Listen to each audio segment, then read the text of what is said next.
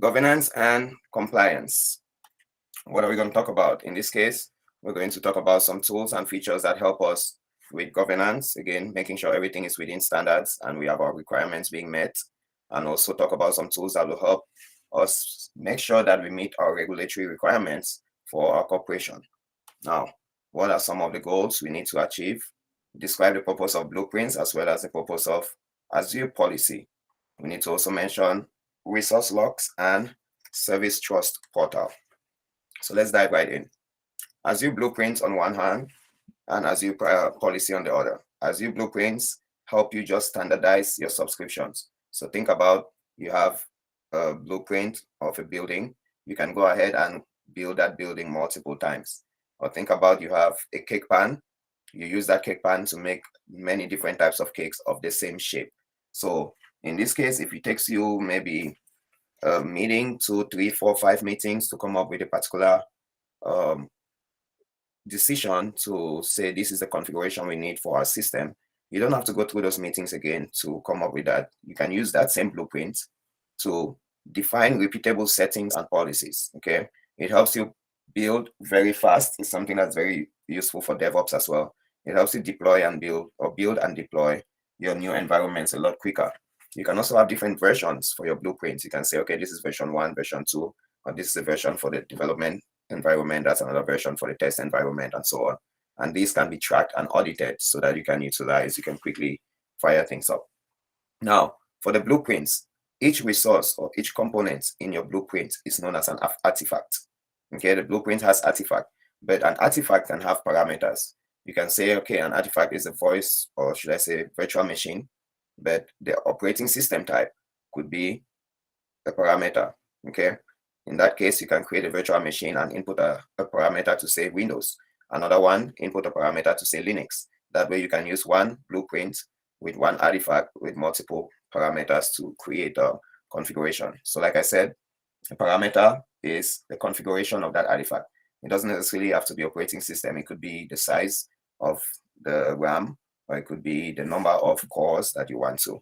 So again, artifacts could be the role assignments.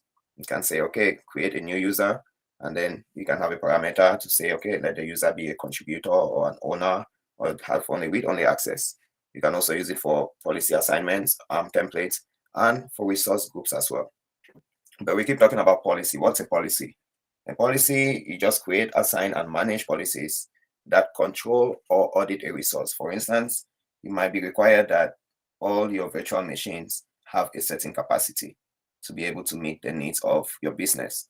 Or it might be required that all your virtual machines be Linux or be Windows, one reason or another. So these different rules are set up in a policy so that you can enforce it across multiple configurations. When you enforce it across multiple configurations, it gets easy for you to redo it. Okay. So for instance, you might have a policy to say if you're not 18 years old, you can get into the bar. You're not 21 years old, you can get into the bar. And then you get to enforce it on every person that's coming in. As many people can come into the bar, but that enforcement is going to be different. So, like I said, you can also go ahead and set it for individual policies, or you can set it for a group of policies. Now, when you have a group of policies, for instance, you have to be 21 years old, you have to be from Texas, you have to have a suit on, right? So now a group of policies become an initiative.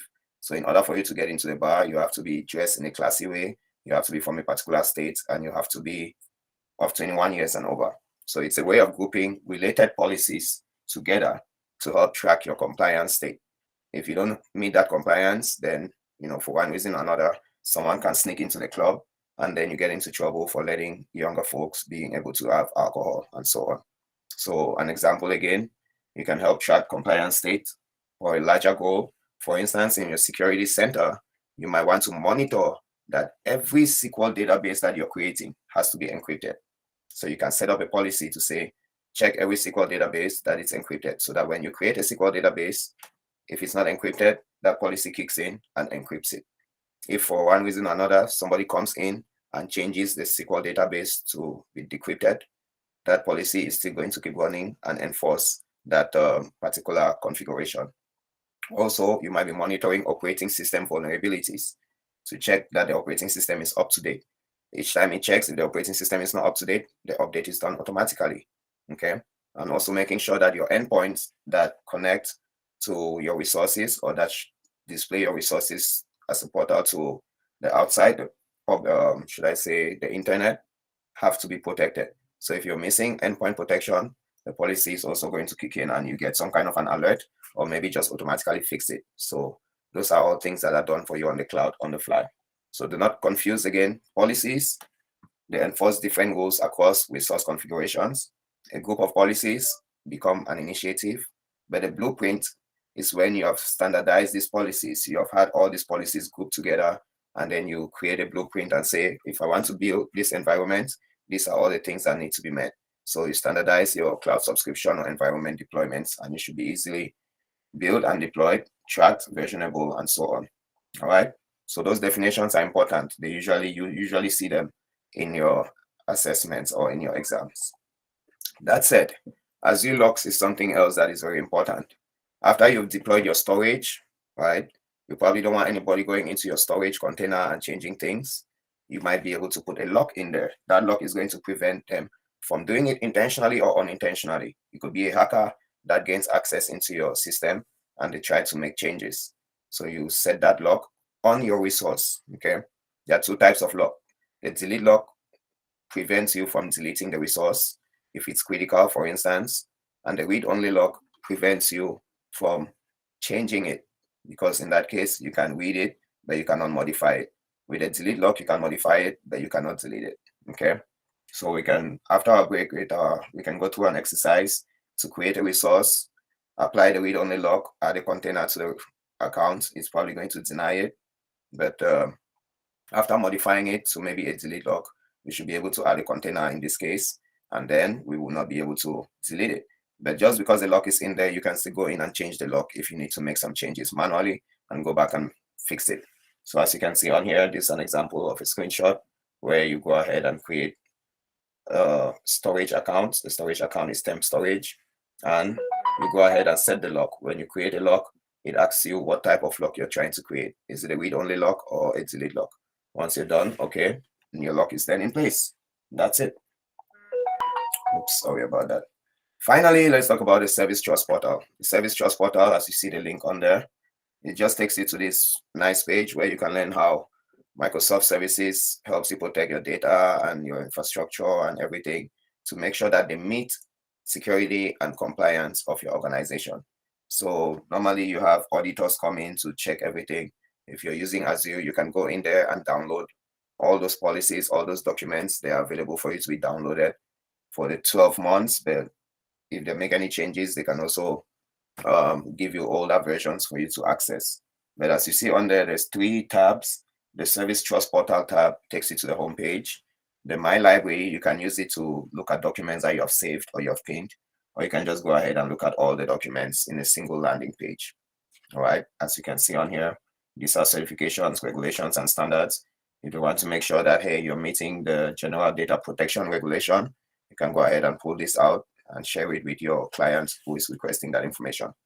Sounds good? So that is that for us today. Quick summary.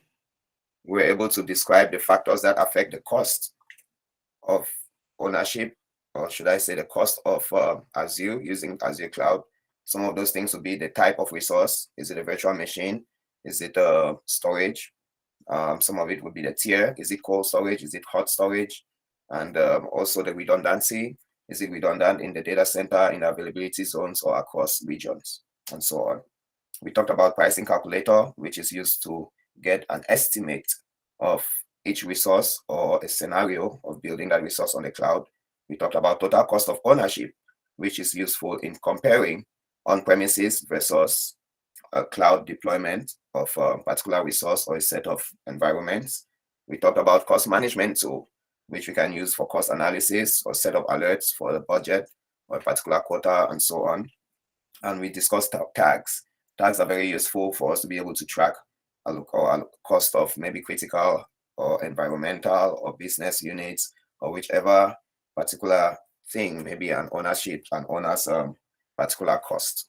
When we're done with that, we continue talking about compliance and governance. So compliance and governance, we talked about Azure policies, which are just a set of configurations that are used and can be reused or can be grouped together into initiatives. We talked about blueprints that help us to quickly build and deploy a new environment tied to a subscription and so on. And we discussed recently about resource logs. Resource logs help us make sure we don't accidentally change our resources or we don't accidentally delete our resources. Finally, the Service Trust Portal is useful for you to be able to get information about standards, regulations, and compliance documents. All right, so that's about it for today. Again, let me know if you have any questions. Otherwise, thank you, and we're going to take our first break. When we come back, we're going to look at how we can do some of these things in the cloud, maybe cost analysis as well as total cost of ownership and so on. Sounds like a plan?